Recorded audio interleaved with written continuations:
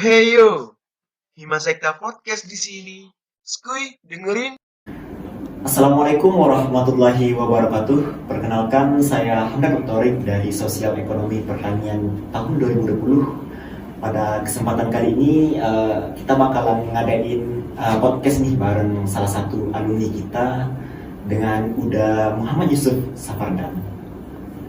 Halo, Assalamualaikum warahmatullahi wabarakatuh. Salam, sehat. Alhamdulillah sehat. Kita gimana sehat kabarnya? Alhamdulillah sehat. Masih bisa lah join podcast sosial ekonomi pertanian. Iya kan, sosial ekonomi pertanian. Udah sendiri alumni dari sosial ekonomi pertanian angkatan tahun 2015 ya udah. Siap. Nah, Ya. Jadi gimana nih udah selama berapa ya 7 tahun lamanya udah menjadi semenjak menjadi mahasiswa sosial ekonomi pertanian sampai tahun 2022 sampai sekarang gitu. Jadi gimana kira-kira pengalaman yang udah rasakan gitu ketika menjejaki di perkuliahan di Universitas Andalas gitu. Oke, jadi mungkin langsung sedikit cerita ya mungkin terkait pertanyaan Hamdan tadi gitu. Jadi saya itu masuk sebagai angkatan 2015 di jurusan Sosial Ekonomi Pertanian. Berarti udah berapa ya? Kurang lebih 7 tahun lah berkecimpung. Maksudnya itu secara legalnya gitu, bergabung ke keluarga Sosial Ekonomi Pertanian. Jadi kalau misalnya nanya apa sih pengalaman, udah banyak perkembangannya. Udah banyak kegiatan-kegiatannya yang lebih bagus gitu, lebih mengedukasi, lebih terarah gitu. Jadi harapannya ya seiring perkembangannya waktu sosial ekonomi pertanian lebih baik ke depannya. Dan itu tuh akan dijalankan oleh kalian lah sebagai himpunan. Kalau udah sendiri melihat dari sosial ekonomi pertanian dari tahun ke tahun gimana sih udah, apakah perkembangannya semakin maju atau malah ada suatu kemunduran yang menurut udah harus diperbaiki gitu? Jadi itu tuh sebenarnya fluktuatif aja sebenarnya kalau bagi abang pribadi. Mungkin itu tuh terpengaruh oleh beberapa faktor. Salah satu contoh faktornya kini yang sekarang kita hadapi itu mungkin pandemi. Tapi kita nggak bisa juga menilai apakah kemunduran itu suatu hal yang buruk, nggak bisa juga. Karena kadang-kadang untuk menang itu kita harus mundur beberapa langkah. Kita pelajari apa yang harus kita perbaiki, kita belajar dari masalah untuk menemukan peluang yang bisa kita jadikan suatu solusi. Jadi kalau untuk menanyakan perkembangan kemunduran, kemajuan ya itu tuh fluktuatif aja. Nggak masalah mau mundur, mau maju, yang penting tujuan kalian untuk melaksanakan kegiatan itu baik dan mudah-mudahan tercapai lah tujuan dari kegiatan itu. Walaupun kondisinya sekarang pandemi lah ya udah bukan menjadi suatu hal penghalang bagi mahasiswa sosial ekonomi pertanian untuk bisa berkembang, untuk bisa melakukan hal-hal baru gitu ya. Betul. Karena mungkin banyak di luar sana orang yang berbagai sektor lah ya, misalkan di negara kita saja banyak yang terhambat gitu, dan mungkin kita sebagai mahasiswa ya dalam skala yang lebih kecil bisalah beradaptasi dengan apa yang ada pada perubahan zaman pada sekarang gitu. Dan jangan sampaikan perubahan zaman tersebut menjadi suatu hal penghalang bagi kita untuk berkembang gitu ya. Kemudian selama udah berkuliah nih di sosial ekonomi pertanian, apa aja sih kegiatan-kegiatan yang udah ikuti gitu? Nggak banyak sih sebenarnya. Sebenarnya saya itu sangat minim gitu, tapi mungkin fokus. Jadi sekedar cerita, awal masuk kuliah itu angkatan 2015 itu sebagai maba gitu.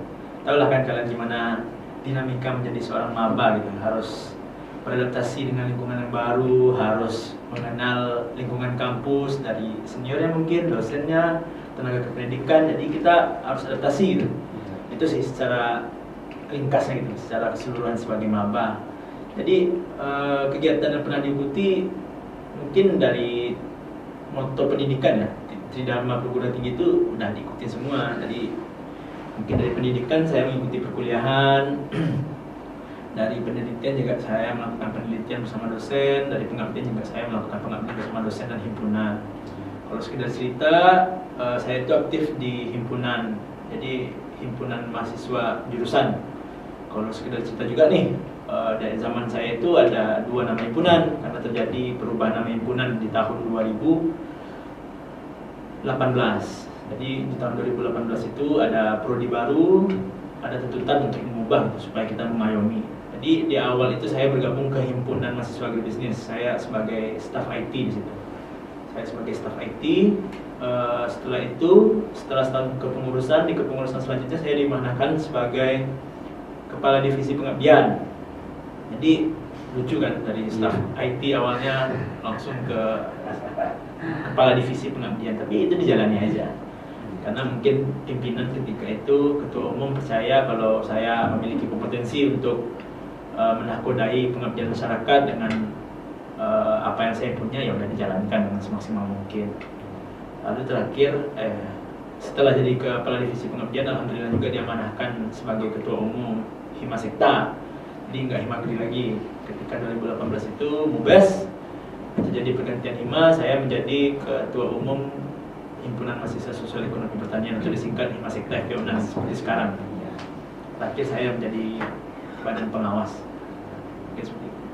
Berarti udah dalam masa transisi dari perubahan jumlah prodi lah ya, dikatakan dari misalkan yang sebelumnya hanya terdapat 1 prodi di sosial ekonomi pertanian, kemudian ada terdapat 2 prodi penyuluhan pertanian dan agribisnis. Jadi ada nggak kesulitan juga dalam beradaptasi dalam hal tersebut gitu? Sebenarnya kalau hidup itu kesulitan itu di mana-mana. Ya. Sebenarnya, jadi dimanapun pasti ada kesulitan. Tapi kita sebagai mahasiswa itu, terlebih kita sebagai seorang manusia yang berintelektual itu, kita harus cari solusinya menghadapi kesulitan itu. Tentunya sulit karena memang ada dinamika-dinamika. Oh, awalnya namanya Himagri nih, anak penyuluhan nggak terayomi dengan namanya, ya udah kita cari solusi. Kita hubungi beberapa orang, beberapa pihak, konsultasi dengan dosen-dosen, dibawakan hasilnya ke MUBES, akhirnya bertukarlah nama himpunan itu menjadi Himasekta. Tetap walaupun ada tuh dorongan dari dosen, ya udah Hima ini dipecah aja. Oh enggak, saya bilang enggak, saya dengan lantang bilang enggak. Udah capek Pak, kami kader adik-adik, udah capek kami mengayomi, ujung-ujungnya pisah kan gak enak. Dan kami juga tidak ada niatan untuk mendiskriminasi atau membatasi, oh prodi agribisnis, prodi penyuluhan, enggak ada. Makanya kalau masalah kesulitan itu sebenarnya banyak kesulitan, tapi alhamdulillah lah, dan abang yakin kawan-kawan generasi selanjutnya juga bakalan bisa menemukan solusi untuk menyelesaikan kesulitan-kesulitan tersebut. Jadi kesulitan itu ditemukan di mana saja dan apa saja ya. Ya, Kalau kita udah menjadi mahasiswa, risiko permasalahan pasti bakalan kita hadapi terus. betul.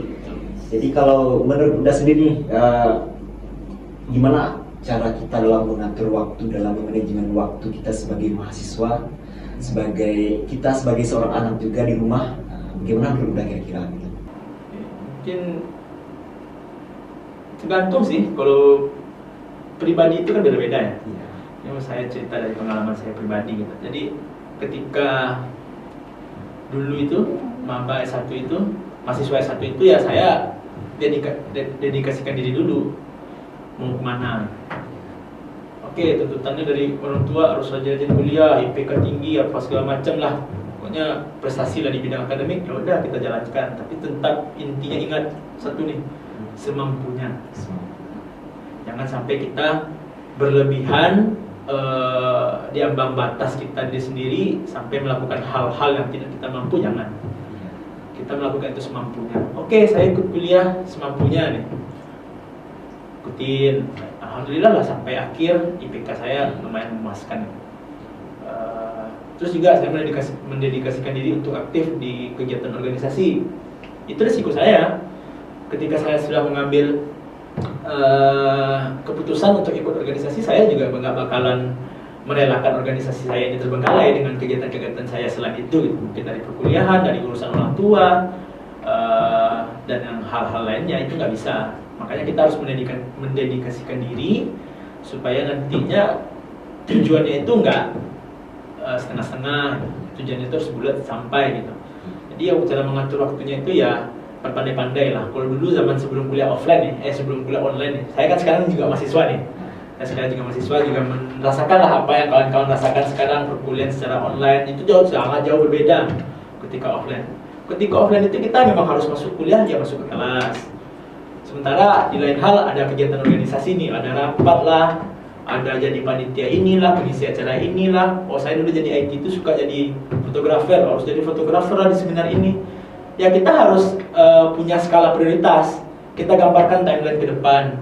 Kita untuk bulan ini apa aja sih acaranya. Terus kita kan juga punya tuh jatah kuliah.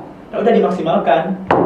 Terus juga kita harus manfaatkan semua resource, semua sumber daya yang kita punya. Contohnya kedekatan kita dengan dosen, kita punya teman, kita punya akal pikiran untuk berpikir. Ya udah kalau dekat sama dosen ya pandai sama dosennya. Kalau kita ada kegiatan tinggal curhat. Ya curhatnya jangan sebagai mahasiswa yang terlalu formal, harus memiliki kedekatan lah. Supaya nantinya jangan sampai ketika kita udah sacrifice nih, udah korbanin kuliah kita, ujung-ujungnya nilainya rendah. Jangan, kita harus pandai-pandai. Nah, sebagai mahasiswa tentunya goals kita yang terakhir pastinya kuliah ya, nilai untuk mendapatkan gelar sarjana begitu ya. Tentu saja untuk tahapan tersebut kita harus mendapatkan nilai lah begitu dari dosen melalui tahap-tahap di perkuliahan sehingga mendapatkan nilai lah gitu. Jadi Buddha pernah nggak di satu titik merasa kesal ataupun jengkel begitu, udah salahkan misalnya organisasi ataupun hal lain begitu yang membuat nilai udah turun atau anjlok begitu? Apakah udah pernah merasakan posisi seperti itu? Oh, saya pernah menyalahkan satu hal atas segala kegiatan saya. Siapa yang saya salahkan? Diri saya sendiri. Itu risiko saya. Ketika saya gagal dinilai, contohnya ini saya cerita, saya dulu niat kumlot. Saya niat kumlot, tapi alhamdulillah saya bersyukur nih, dapat nilai B- di semester 3. Dan dapat nilai B- itu cuma di bawah 10% lah. Heran saya kenapa saya dapat nilai B-. Ya udah gagal dong mungkin untuk kumlot. Ya udah, karena itu tuh motivasi saya tuh. Wah, di pendidikan udah ada nih yang gagal, maksudnya dalam segi kumlot. Dan saya all out di organisasi, saya berdedikasi penuh lah di organisasi. Setidaknya saya dapatkanlah nilai-nilai yang saya dapat di kelas itu. Saya harus menyalahkan diri saya sendiri karena saya udah diamanahkan oleh orang tua untuk ikut kuliah, tapi saya yang ngide, saya yang ambil risiko itu untuk ngambil kegiatan, mungkin coba-coba organisasi, rupanya kecanduan, keenakan. Ya itu risikonya. Jangan disalahkan dosennya, jangan disalahkan himanya, jangan disalahkan organisasinya, jangan disalahkan kegiatan kita, salahkan diri sendiri. Kalau kamu memang ingin berhasil di pendidikan, ya udah kamu harus datang rajin kuliah, buat tugas. Tapi yang ini tips nih sebenarnya, tips untuk kalian semua, cara mencari nilai itu nggak hanya di kelas. Cerita saya nih, saya dulu kan kepala divisi pengabdian nih, ada salah satu dosen saya yang selalu mensupport, Bapak Ferdinand Aspul. Jadi Bapak Ferdinand itu juga aktif dalam kegiatan pengabdian. Dari staf IT nih, awalnya dari staf IT itu cuma modal ngerekam video doang di kegiatan pengabdian. Tiap minggu berkecimpung lah dengan petani, dengan bisnis petani, dengan anak-anak. Saya kasihkan, ya udah deh, seringlah ada bantu Bapak Ferdinand Aspul itu untuk kegiatan pengabdian. Gak disangka-sangka setiap Bapak Ferdinand Aspul ke depannya memulai perkuliahan dengan mata kuliah baru, saya langsung diberikan asuransi lah. Seorang Muhammad Yusuf Faradi gak perlu masuk kelas karena nilainya di luar kelas ini udah katam lah katanya. Kata Bapak nih, bukan kata saya nih. Kata Bapak udah katam lah nilai pengabdiannya, gak perlu masuk kelas lagi, udah nilai A.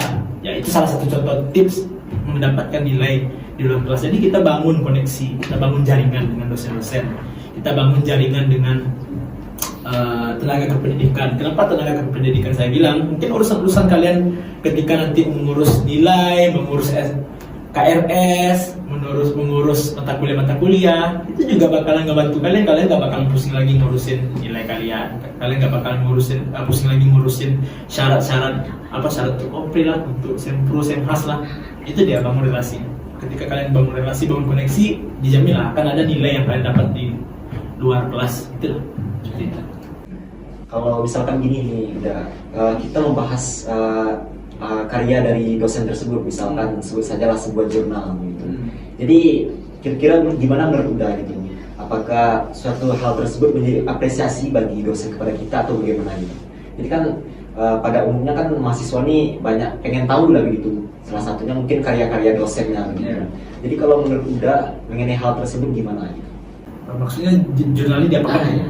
Nah, dibahas, ditanya-tanya juga ke dosen yang membuat jurnal karya tersebut. Oh, boleh banget kalau misalnya kawan-kawan itu memang minat terkait hal-hal tersebut, itu silakan saja. Tapi mungkin memang konteksnya di luar kelas, karena mungkin di luar kelas itu kan formal, kita harus bahas mata kuliah yang diajarkan. Tapi kalau kawan-kawan tertarik untuk membuat jurnal, itu sangat bagus, karena contohnya di himpunan ada kan namanya divisi penalaran. Divisi penalaran itu juga mengakomodasi kawan-kawan untuk berkarya di karya ilmiah, di tulisan kalian.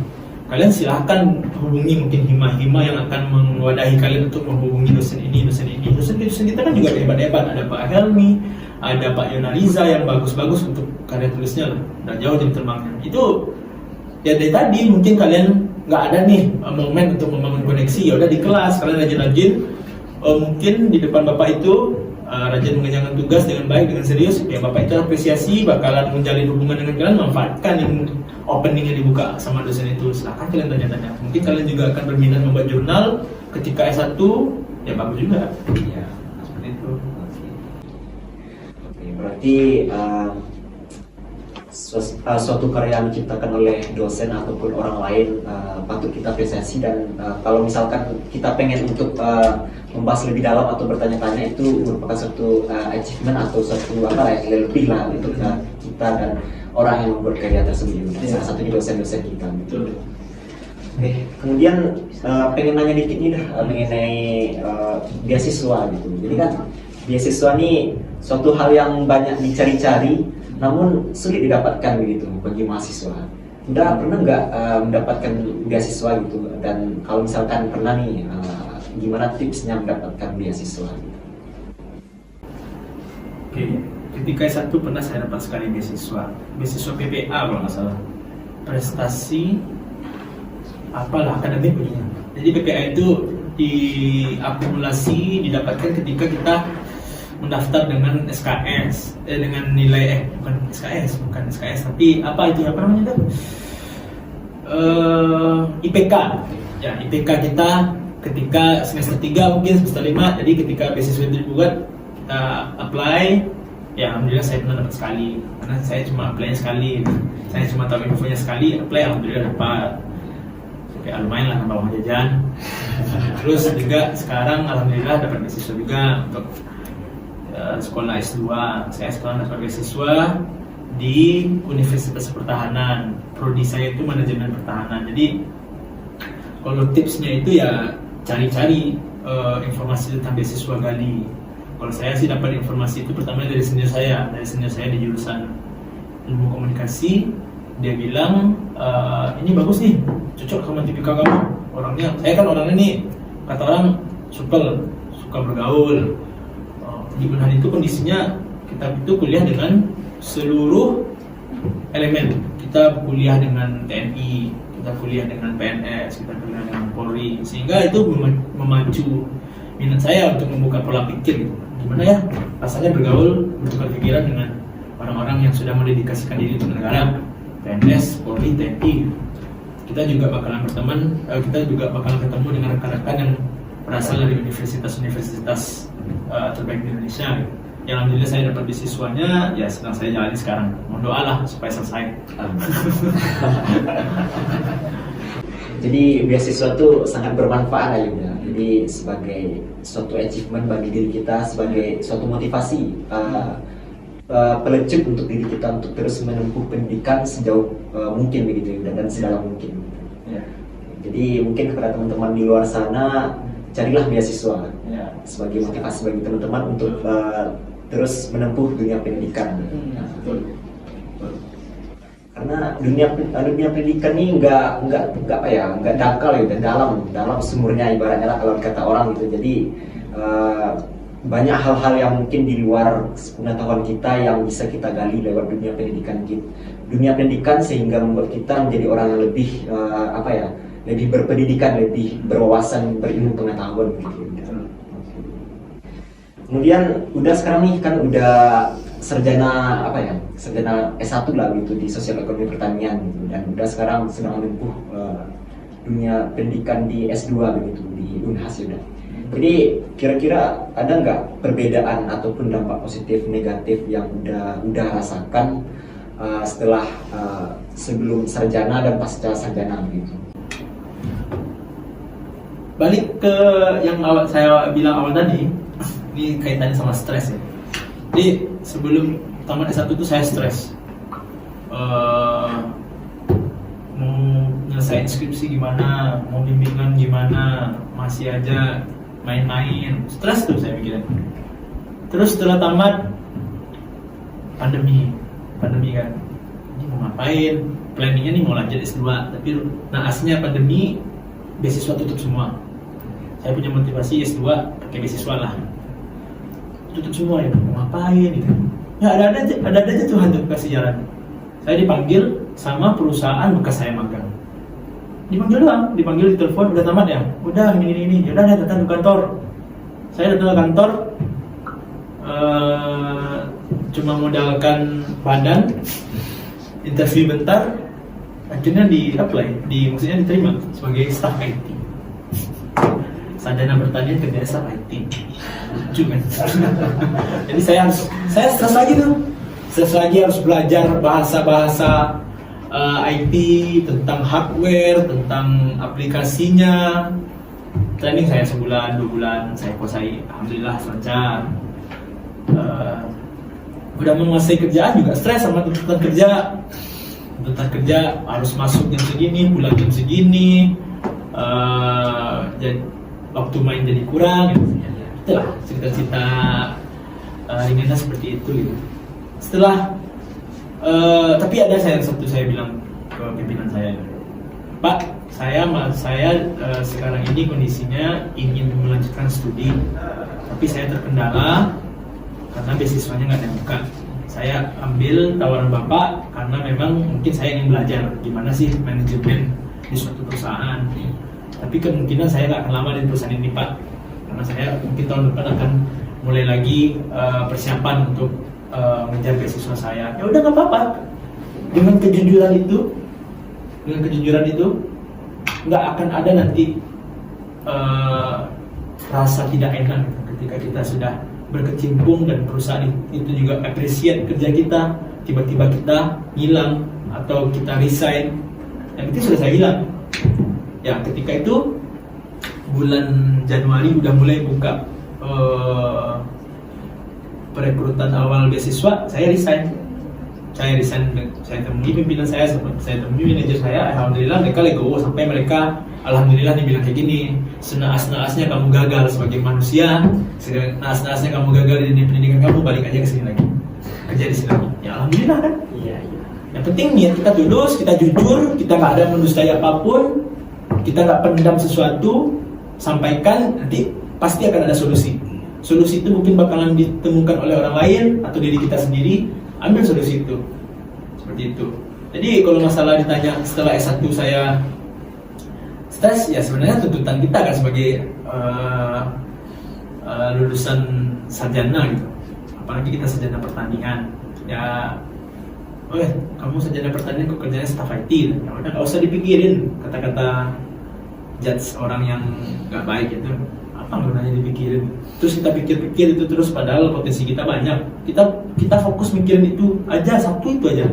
Head speech, sindiran, judge, kita pikirin itu terus, kapan kita mau majunya? Mending itu di skip, ditelaah, karena kalian kalau harus tahu, apapun yang kalian rasakan itu pasti kalian kelola di otak kalian. Apa yang datang, apa yang kalian lihat, apa yang kalian dengar itu tuh harus kalian kelola dulu di otak kalian. Ketika kalian kelola itu dengan baik, ya bakalan baik gitu. Bakalan baik juga hasilnya gitu.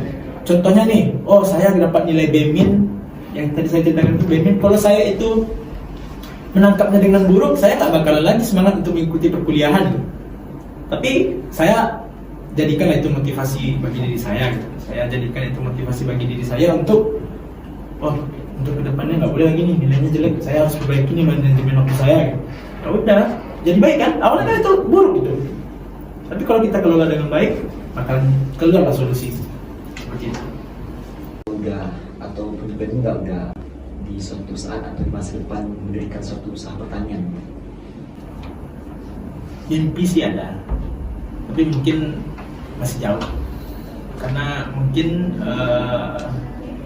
minat saya itu lebih ke pengajar. Jadi ya mungkin suatu saat saya menjadi seorang pengajar, mungkin di perusahaan saya menjadi seorang pengajar. Saya sebagai pimpinan perusahaan mengedukasi karyawan-karyawan atau rekan kerja saya, itu kan tergantung pola pikir kita tadi. Ya, jadi kalau ingin bisnis pertanian sangat berpotensi sekali, apalagi Indonesia ini adalah negara agraris, negara yang menghasilkan pertanian dengan baik, dengan kita punya lahan yang subur, lahan kita luas. Kita juga harus update informasi tentang perbaharuan teknologi di segala sisi. Kalau saya memang punya kesempatan untuk mengelola itu, ya nggak mungkin juga saya buang kesempatan tersebut. Karena banyak ya dari cita-cita dari mahasiswa pertanian lah yang ada di UNANI atau yang ya dalam fakultas pertanian gitu ya udah yang pengen mendirikan suatu usaha pertanian di suatu saat gitu, tapi mungkin dari sekarang banyak kendala-kendala yang terasa, mungkin salah satunya sekarang mungkin masalah pandemi ataupun segala macamnya, dan mungkin suatu saat ketika memang pertanian dari sekarang sih pertanian sudah menjadi salah satu sektor utama ya enggak. Sebut saja kemarin pas pandemi itu beras yang menjadi kunci ataupun juru penyelamat lah dalam sektor perekonomian di Indonesia gitu. Dan tentu saja di masa yang akan datang kebutuhan manusia akan pertanian akan terus meningkat ya, dan bisnis ataupun peluang-peluang bisnis pertanian tersebut bakalan semakin terbuka lebar begitu. Ingat aja, yang penting kita itu butuh makan. Ya. Makan itu dari mana? Dari pertanian. Ya. Kita butuh beras, kita butuh ya makan protein, karbohidrat, itu kan memang dihasilkan dari pertanian gitu. Jadi jangan pungkiri juga kalau misalnya bisnis pertanian itu menjanjikan, sangat menjanjikan malahan. Orang butuh makan. Sama saya butuh makan setiap hari, tapi saya nggak perlu butuh baju baru setiap hari, enggak. Makanya kenapa dibilang bisnis di bidang pertanian itu sangat menjanjikan, karena kebutuhan manusia gitu, sebagai objek hidup itu untuk makan itu. Jadi kan pola pikir yang itu tuh sebagai mindset ke depan itu untuk membangun sebuah usaha gitu. Oke, siap. Kemudian tanya lagi nih udah untuk mungkin sekalian pesan ke teman-teman yang bakalan graduate lah gitu, bakalan mengalami yang namanya wisuda gitu. Gimana sih tipsnya sebelum kita memasuki dunia pekerjaan? Sebelum kita benar-benar berkecimpung di dunia yang mana kita harus benar-benar memprioritaskan waktu kita untuk hal tersebut. Gimana sih tips udah terhadap fresh graduate yang sebut saja mungkin mereka sering aktif di organisasi gitu, dan apa mungkin dampak bagi mereka ketika sudah menjadi seorang sarjana gitu? Yang pertama harus pede. Kita lulus di mana? Kawan-kawan fresh graduate itu harus pede dengan potensi yang kalian punya setelah kalian berkuliah selama mungkin 4 tahun, 5 tahun, 7 tahun, 8 tahun, nggak apa-apa, masalah. Penting fresh graduate itu kan intinya kondisi di mana kita baru lulus sekian tahun gitu, belum mendapatkan pekerjaan, tapi yang paling penting intinya bagi saya, saran saya, cari jati diri kalian mau jadi apa gitu. Oh, kalian mau jadi seorang manajer, ya udah berkecimpunglah di organisasi untuk memainkan sesuatu, memimpin orang banyak. Kalian mau jadi seorang jurnalis, ya udah belajarlah ke organisasi yang berkecimpung di bidang itu. Kalian ingin menjadi seorang bisnismen, ya udah belajar berbisnis mulai dari kuliah ini gitu. Dan jadi nantinya ketika kalian ingin membuka usaha, kalian sudah punya pola pikir, kalian sudah punya pengalaman, sudah tahu nih dampak negatifnya ini, dampak positifnya ini, tantangannya ini, peluangnya ini. Ketika kalian ingin masuk dunia kerja, ya udah perbanyak achievement kalian, prestasi kalian, karena ketika kita melampirkan CV itu kan kita kita lampirkanlah semua yang kita alami gitu. Jangan dikurang-kurangi, jangan pernah malas menulis apa achievement yang kita buat. Ada orang bilang terlalu banyak nulisin achievement, prestasi, sombong banget, gak usah dipeduliin. Emangnya kalian gak sacrifice waktu kalian, uang kalian, tenaga kalian untuk mendapatkan achievement tersebut, terus kalian dengar hal-hal negatif itu gak jadi kalian buat, terus ngomongin jangan, gak usah didengar. Raih semua achievement yang kalian bisa dapat, tulis di CV kalian kalau memang kalian ingin kerja di suatu perusahaan atau instansi seperti itu. Jadi kalau mungkin sekarang kalau kita lihat ya udah banyak teman-teman yang udah graduate atau wisuda yang mungkin dalam kondisi pandemi sekarang tingkat pengangguran sangat meningkat drastis lah udah. Jadi mungkin pesan-pesan yang udah sampaikan tadi bisa nyampe lah kepada teman-teman di luar sana yang baru lulus atau mau lulus wisuda gitu udah. Oke, kemudian masih terkait dengan terkait dengan dunia pekerjaan nih. Sebelum dunia pekerjaan tentu kita melakukan wawancara terlebih dahulu dengan perusahaan. Jadi mungkin ada tips atau mungkin ada pesan Buddha terhadap kesalahan-kesalahan yang mungkin orang awam banyak lakukan ketika melakukan wawancara sebelum masuk ke dunia pekerjaan. Jadi mungkin dari pengalaman saya, karena mungkin nih yang bakal nonton podcast ini banyak yang udah bekerja nih senior manajer. Jadi kalau dari pengalaman saya wawancara itu, kalau dari dunia kerja, sebenarnya saya baru interview dunia kerja itu sekali sih. Jadi tapi interview lain yang udah saya lebih banyak. Contohnya nih saya pernah ikut nih proposal kegiatan kewirausahaan, saya kan juga interview. Terus saya juga ikut beasiswa Universitas Pertahanan nih, saya juga interview. Satu yang saya tekankan, saya harus menguasai diri saya sendiri. Saya harus menguasai apa yang saya tawarkan ke orang-orang. Contoh, di proposal kegiatan kewirausahaan, saya mengetahui secara detail apa yang saya tawarkan kepada verifikatornya, kepada pewawancaranya. Saya punya bisnis ini akan seperti ini, dimulai dengan ini akan menjadi seperti ini. Kita kuasai apa yang kita punya, apa yang kita tawarkan. Sama ketika saya ditawarin kerja, saya cuma punya ini Pak, saya sarjana pertanian, yang posisi yang Bapak tawarkan, saya masih minim ilmu, tapi saya yakin saya punya skill untuk beradaptasi dengan baik, dengan cepat, saya bisa menyelesaikan pekerjaan saya dengan benar, sesuai dengan SOP yang dijalankan, saya bisa berikan Bapak asuransi, saya bisa mengerjakan apa yang Bapak tawarkan. Jika saya tidak mampu mencapai ekspektasi Bapak silakan tidak lanjut, mau saya mau dipecat, itu risiko sebenarnya. Jadi saya tawarkan diri saya tawarkan apa yang saya punya, itu tuh memang harus kita kuasai betul. Kita harus menguasai diri kita itu sedetail-detail. Sebenarnya misalnya nih Hamdan sebagai seorang mahasiswa masih punya sifat leadership gitu, sifat kepemimpinan, tapi mungkin terkendala karena masih malu-malu, masih apa, karena Hamdan masih belum menguasai diri Hamdan sepenuhnya karena masih malu.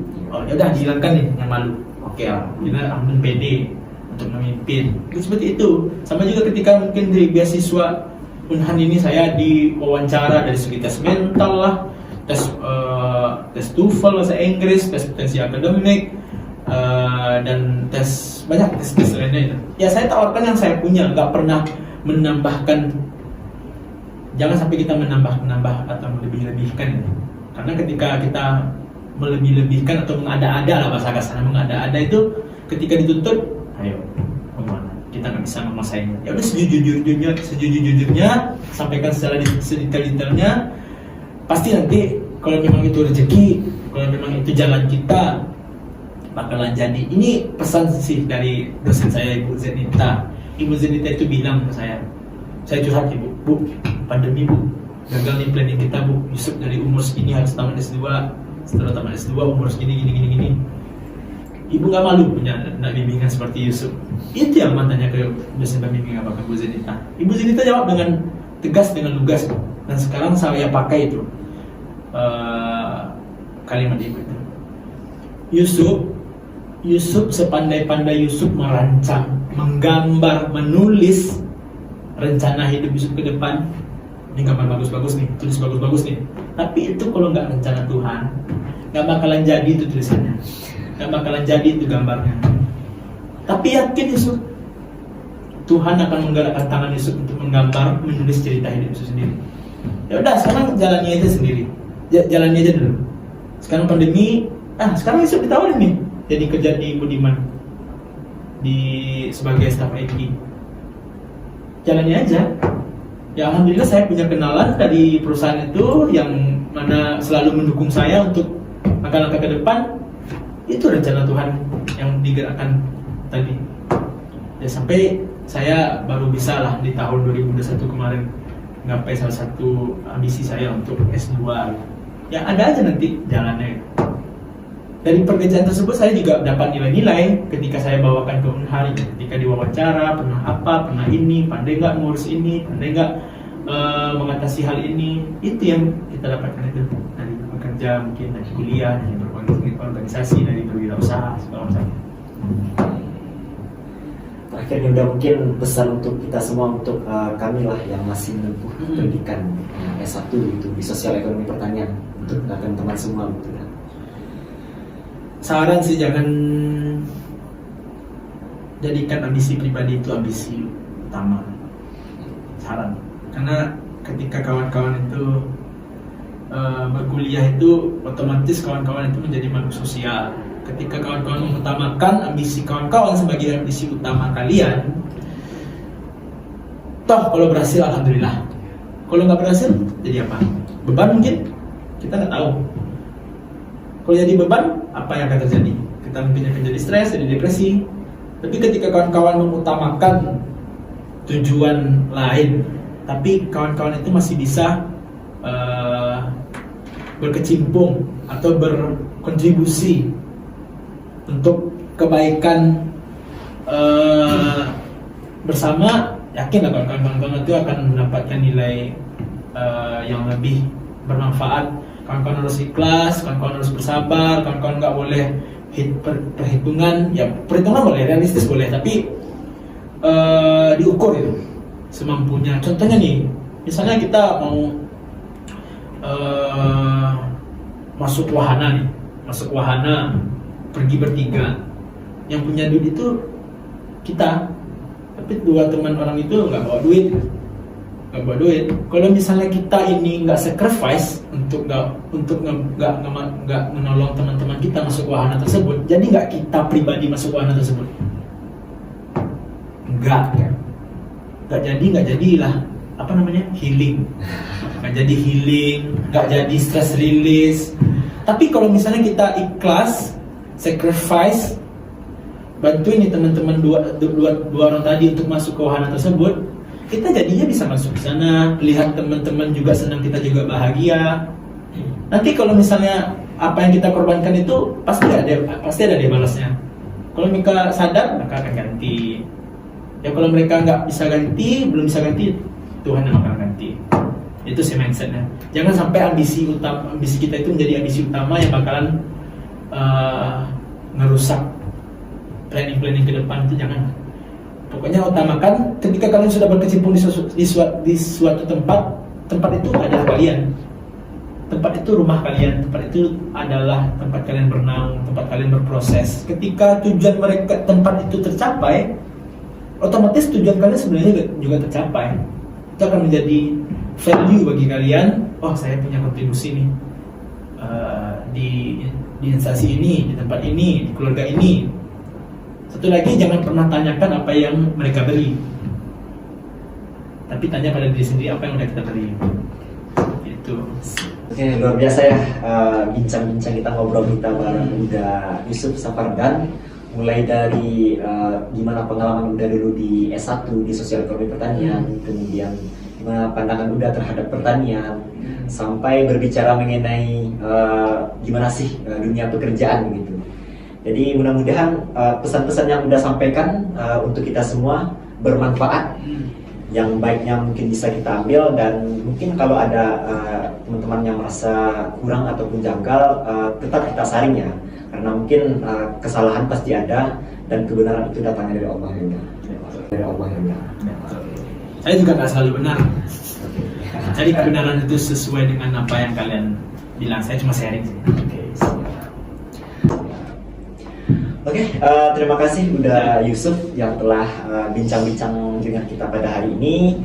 Cukup sekian podcast sosial ekonomi pertanian bareng alumni. Saya Hamid Aktorik sebagai moderator undur diri. Assalamualaikum warahmatullahi wabarakatuh.